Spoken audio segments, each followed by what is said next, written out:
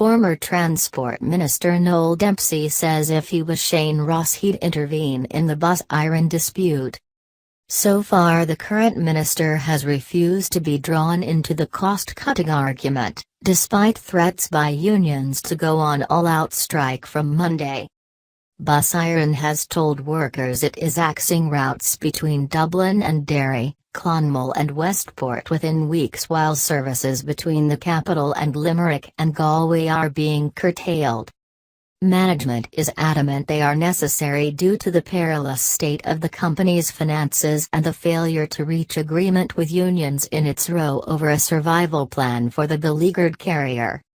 The immediate cost savings are to be implemented next Monday. With no end in sight to the dispute, Noel Dempsey was asked if Shane Ross needs to join in talks. Perhaps trying to get people to use the mechanisms of the state. Yes, I would be saying that to both sides.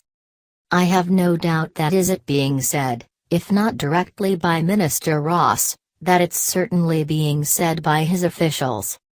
We are heading towards an abyss, the company's heading towards an abyss. Fianna Fáil's spokesman on transport Robert Troy said that Minister Ross needs to start doing his job.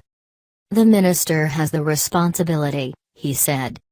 There are major structural changes ongoing at Bus Iron, and that's not going to be sorted between the unions and the management exclusively. That's going to need his input, it's going to need his department's input, and it's going to need the input of the NTA, National Transport Authority. Minister Ross has called on both sides to engage in further talks to resolve the dispute. However, General Secretary of the NBRU Dermot O'Leary said that the minister and his colleagues in the Independent Alliance need to do more.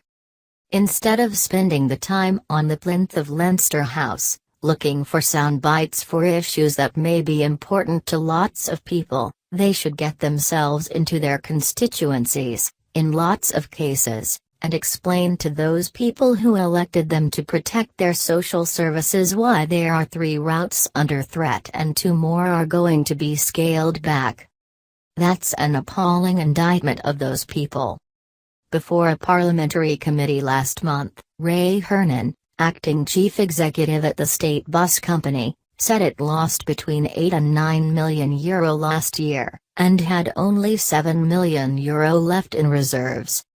Mr. Hernan said Bus Iron will be insolvent by the end of this year, on its 30th anniversary, with the loss of all 2,600 jobs unless an emergency survival plan is agreed.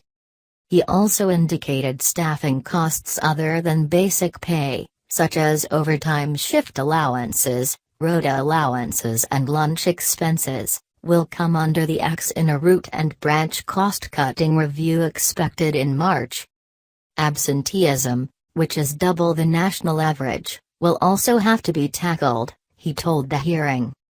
Mr. Hernan said Bus Iron's board of directors has until the end of March to sign off on last year's accounts, but it would not be able to do so unless there is a drastic and decisive rescue plan in place before then.